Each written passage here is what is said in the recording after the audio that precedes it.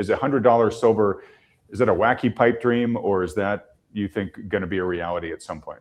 I think I'm just trying to look at the price here right now. So I think it is beyond realism. No wonder I have my airplane mode. So let's just say gold is 4,300. Okay. And silver futures are 66.10 right now. Okay. And if gold were 4,300 and we divide by 7 what it's coming out of the ground at, well, that's $614. If we take 4,300 and divide it by 42, which really, since the Industrial Revolution, has been, we'll call it man's price. Mm-hmm. For 5,000 years, the price and the geologic ratio were linked at about 16 to 1. Even Sir Isaac Newton did that a couple hundred years ago when he figured out the relationship for the mint. Go back to Roman times, it was roughly 12 to 1. It was 1 to 1 in biblical times, but geologically always been 16 to 1. We take 4,300 and divide it by 42, where since the Industrial Revolution, that's been about the average price, where gold was money and silver was industrial, which is still 7 times higher than it's coming out of the ground at. That's $102. Now, I want to tell you from a standpoint, non-biased, you take a 45-year cup and handle. Technical analysis would say the following. When you have the top of the cup at $50 in 1980 and the bottom of the cup at about $4 in the early 90s, the difference between the two is $46. You add it to the top of the cup when it breaks through, 50 plus 46 is $96. That would be technically before you would even reevaluate where the cup and handle formation would say you're going. I think, and I hate making price predictions, but I will tell you $100 silver to me is still undervalued. And it is. It's undervalued geologically, mathematically, and from a standpoint of a depleting asset that has plurality in uses. Like, how many commodities have uses that expand past one use? This is in so many areas, monetarily, militarily, industrial, and all sorts of capacities, from solar panels to batteries to water purification. All of these things, right, medically, it has plurality in uses. And so I think, I think $100 is certainly a big round number. And Keith Neumeyer started that many years ago, triple-digit silver. And I remember when he sent me a shirt for Christmas present, I loved it, and I still wear it. And then I made the same shirts myself. I didn't really sell them because I felt bad about copying. If I made them say Miles Franklin triple-digit silver for my staff, I think it's coming, and it's not weird to say it. Look, let me put it this way: if you woke up tomorrow morning and gold was $600, or silver was $600, well, it wouldn't be so far out of line, because that is the geologic ratio right now. And it's a depleting asset. So if you're mining 7 ounces of silver for every 1 ounce of gold, is it really wrong to think that that has to link up at some point? I don't know. I think higher than people think, I will simply say. And I don't think it'll be much into 2026 before we start to see those kind of prices. If I were to guess, just a guess, don't hold it against me. Okay, so let me connect a few things here. So first off, I want to thank you again for creating the exclusive offer that you've offered to the Thoughtful Money audience about buying junk silver from you for $1 under spot. So basically the cheapest way to buy junk silver, you're making even cheaper by giving us a price that's under spot for it. Response to that has been phenomenal. I mean, it really has. It shocked me. I know your team's been working really hard on it. Hard on servicing all the folks that have gone over there. And folks, if you're interested in that, I'll tell you how to participate in just a moment. But here's something I want to just get across to people, because it's a recent relearning I had, which is that silver is heavy, folks. So I moved from California to Nevada, and I had some of my precious metals stored locally, and I had to transport them myself from one state to the other. And I did it in 2 trips. I did the gold in 1 trip, which is nerve-wracking because it's a lot of money in a small amount, but you're still worried while you're driving it. But it's easy to transport. Silver, not easy to transport. And there's a lot of reasons to own precious metals. Price appreciation, all sorts of things, but a lot of people also kind of own them for a little bit of Armageddon insurance, right?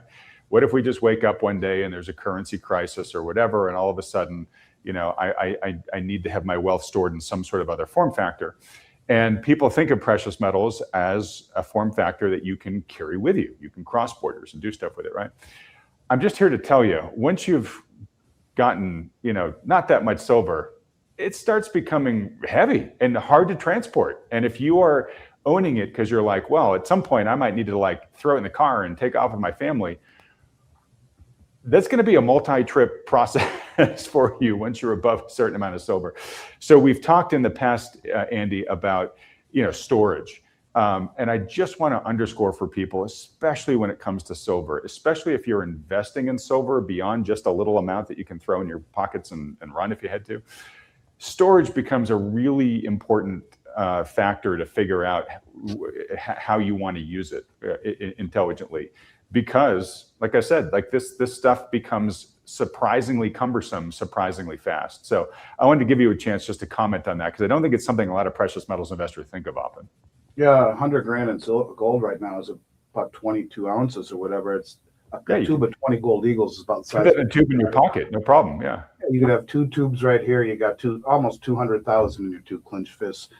The same amount in silver would weigh 250 pounds at least.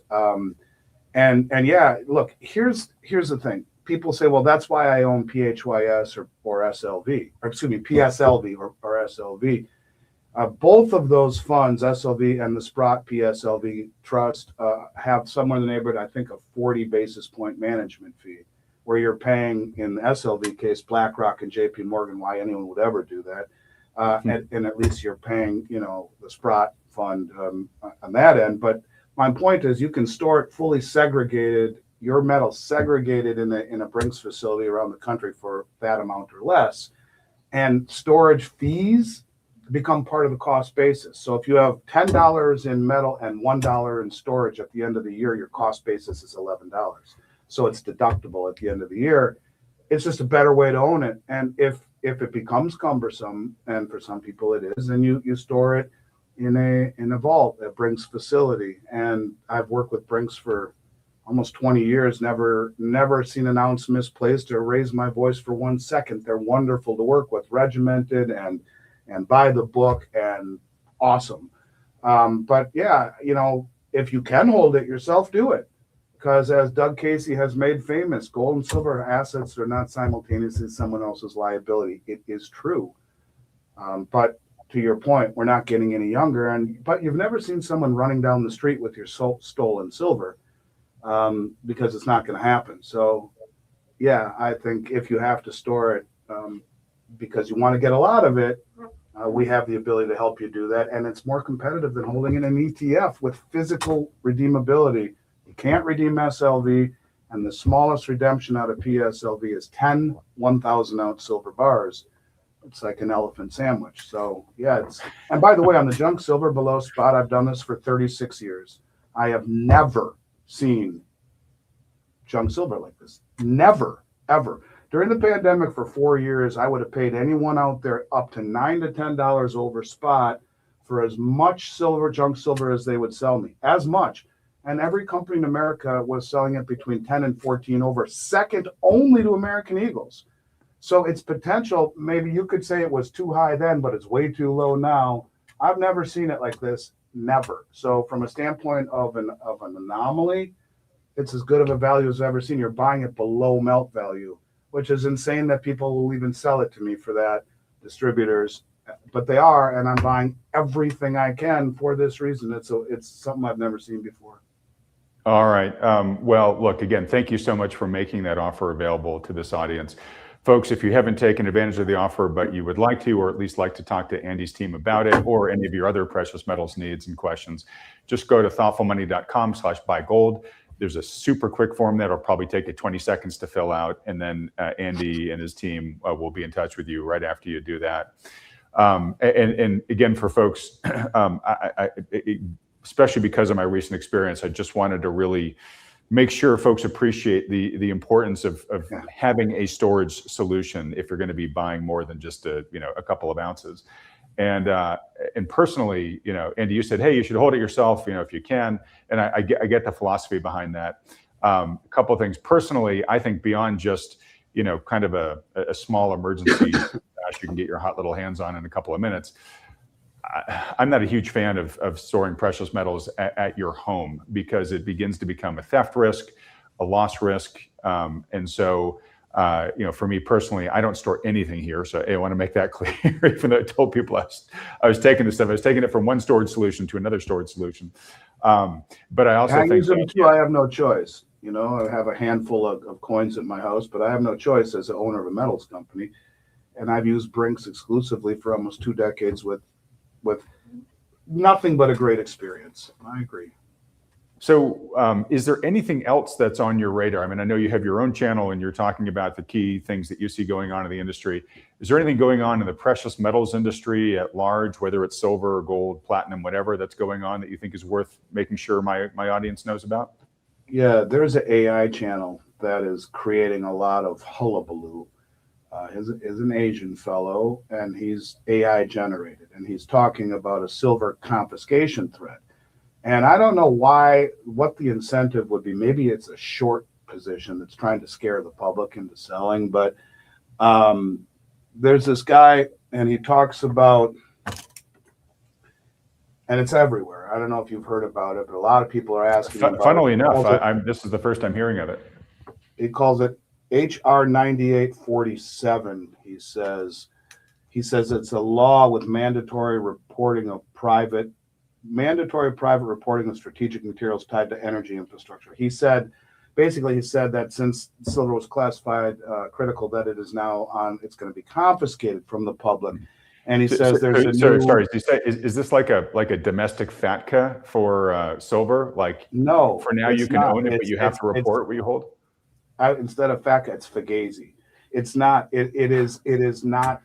It's a very persuasive channel, but it's AI generated and it's false. And a lot of the stuff he said, I'll explain. A lot of your listeners, if they comment, will tell you they've heard about it and they're freaked out about it, because I got 1,000 emails about it, and I finally just copied what my response was and then copy paste. I've talked a lot about it.